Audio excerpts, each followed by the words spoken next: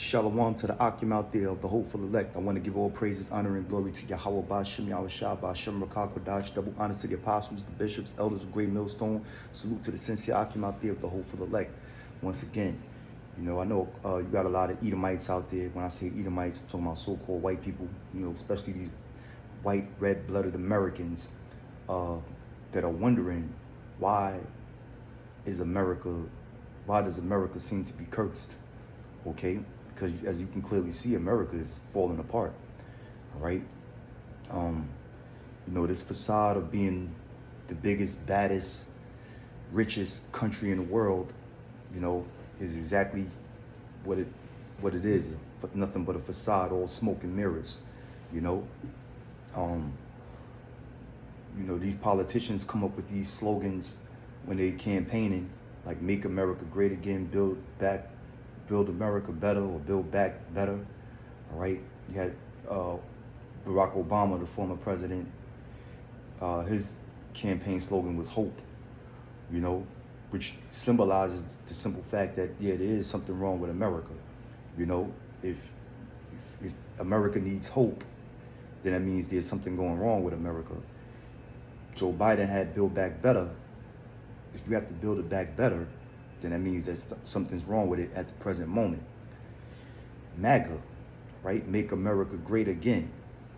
That means America's not great anymore. So something's definitely wrong with this society, and the people can feel it. It's in the air.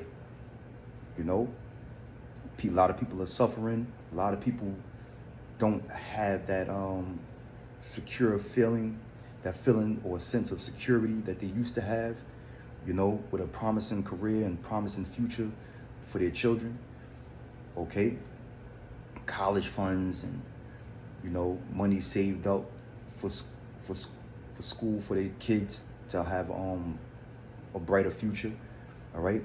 All of that is basically being darkened right now, given the state of the economy, the multiple wars that America are involved in, the possible threat of drafting young Americans to go fight in these battles overseas, poverty, drugs, at a rapid rate, different plagues of pestilences and diseases, government taking away your freedoms. Okay. People can clearly feel it in the air that America is basically it's not the same, and it's falling apart. Your liberties are being stripped from you, and a lot of people are growing colder, but this is all scriptural. Man. America's cursed for what it has done to the Lord's people. The way America was set up and established wasn't set up in righteousness. Stolen land wherein the inhabitants were murdered, okay? And then you kidnap certain people, right? Which I'm gonna just keep it real. You kidnap the Lord's people. You can call us black, you can call us Africans, you can call us whatever the hell you want, But the fact is, according to the Bible, those were Israelites that you kidnapped from the west coast of Africa and shipped over here to the Americas and forced them to serve you in a state of slavery, okay? And through the process of all of that, you tortured them and you killed plenty of them, broken up their families, stripped away their nationality, taught them lies, okay? So you have to pay for that. America has to pay for that. Can't get around it. All right. So what scriptures do I have on deck? This is the book of Revelations, chapter 18, verse 4. Because America's described in the Bible as Babylon the Great. When you read the Bible and it talks about these failing kingdoms, Egypt, Babylon, Assyria, Nineveh, this is all a reflection of what America is. Okay? Revelations, the 18th chapter, goes into the downfall of Babylon the Great, which is America. All right, so this is Revelation chapter 18, verse 4. It reads, "And I heard another voice from heaven saying, Come out of my people, that ye be not partakers of her sins, and that ye receive not of her plagues." So the Lord said for his people to come out of America, all right, come out of Babylon, you know. So the Lord has a certain people whom he deals with, whom he loves, okay. And when you read the scriptures, you know, it tells you that the Lord loves Jacob, all right. Who is Jacob? Jacob is the son of Isaac. His name was changed to Israel, all right. So the Lord loves Jacob, or Israel, and his descendants, the people that descended from out of Jacob, which are the so-called Negroes, Latinos, North American Indians, when you do your biblical research, all right? So the Lord said, Revelation 18:4, "And I heard another voice from heaven saying, Come out of her, my people, that ye be not partakers of her sins." All right? Because America's full of sins. What is sins? Transgression of God's laws, statutes, and commandments. All right? For a country, you know, to have laws on the books protecting homosexuals, turn a blind eye to the sin of adultery, all right, release murderers back into society, you know, this is all sin, okay. And you know, some of your 5-star restaurants, they serve some of the most abominable dishes, you know, and that's supposed to signify your financial status, you know, where you can take a woman out to date and give her a lobster dinner, you know, when lobster and other shellfish are outlawed in the scriptures when it comes to the dietary law, you know, it's not a healthy meat to eat, you know, and that's a sin.